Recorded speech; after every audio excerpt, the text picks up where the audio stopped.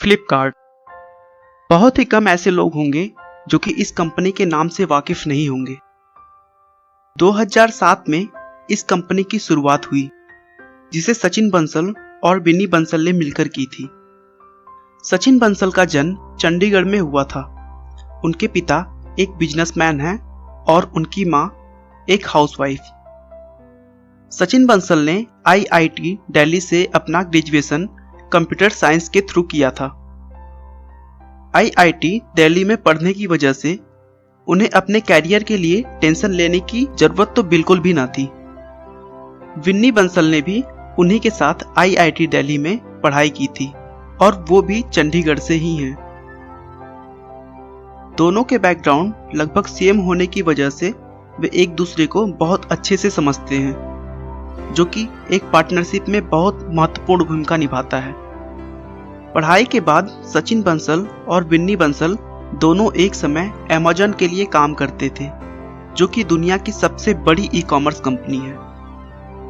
Amazon में काम करते समय ही उन्हें खुद की ई-कॉमर्स कंपनी खोलने के बारे में आइडिया आया और अपनी कंपनी खोलने के लिए सचिन और बिन्नी ने एक साथ अमेज़न जैसी बड़ी कंपनी को छोड़ दी।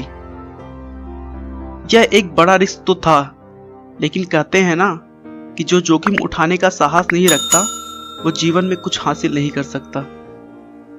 दोनों ने मिलकर 5 सितंबर 2007 को अपनी एक ई-कॉमर्स कंपनी खोली, जिसका नाम उन्होंने फ्लिपकार्ट दिया। फ्लिपकार्ट जब भारत में खोली गई थी तब भारत में लगभग ना के बराबर ही ई-कॉमर्स कंपनीज थी, और जो कंपनियां पहले से थी भी तो वह लोगों की मानसिकता की वजह से फेल हो जा रही थी। उस समय लोगों की मानसिकता थी कि कोई भी वस्तु बिना देखे बिना छुए कैसे खरीदी जा सकती है, और लोग वस्तु प्राप्त करने से पहले ऑनलाइन पेमेंट भी नहीं करना चाहते थे। सचिन बंसल और बिन्नी बंसल ने लोगों की मानसिकता कैश ऑन डिलीवरी सर्विस लाकर बदल दी, जो कि भारत में पहली बार था। इससे पहले हर ऑनलाइन शॉपिंग साइट्स केवल डेबिट कार्ड या क्रेडिट कार्ड के जरिए पैसे लेती थी, जिस पर लोग ज्यादा भरोसा नहीं करते थे। यह कंपनी 2007 में किताब बेचने से शुरू हुई थी। शुरू में सचिन और बिन्नी खुद स्कूटर से किताबों की डिलीवरी करने जाते थे और बुक शॉप के सामने खड़े होकर पैम्पलेट बांटा करते थे। सचिन और बिन्नी बंसल की मेहनत और ईमानदारी रंग लाई और 2008-9 में फ्लिपकार्ट ने 40 मिलियन रुपए की बिक्री कर दी। ऐसा देखने के बाद इन्वेस्टर्स भी कंपनी की तरफ आकर्षित हुए और फ्लिपकार्ट में बहुत सारी फंडिंग की। उसके बाद इस कंपनी ने कभी भी पीछे मुड़कर नहीं देखा और इसकी ग्रोथ कई गुना हो गई। 2014 में फ्लिपकार्ट ने Myntra.com तथा और कई ऑनलाइन शॉपिंग साइट्स को खरीद लिया।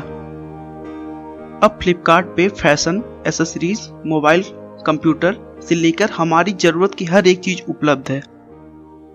2016 में फ्लिपकार्ट की बिक्री 40 बिलियन तक पहुंच गई है। इस कंपनी में 15,000 से ज्यादा एम्प्लॉय काम करते हैं। आप फ्लिपकार्ट की अपार सफलता से तो समझ गए होंगे कि इस दुनिया में कोई भी काम असंभव नहीं है। जरूरत है तो बस सच्ची लगन की, क्योंकि जो काम सच्ची लगन से की जाए उसमें सफलता जरूर मिलती है। आपका बहुमूल्य समय देने के लिए बहुत बहुत धन्यवाद। मैं हर रोज एक नई मोटिवेशनल वीडियो के साथ आता हूँ।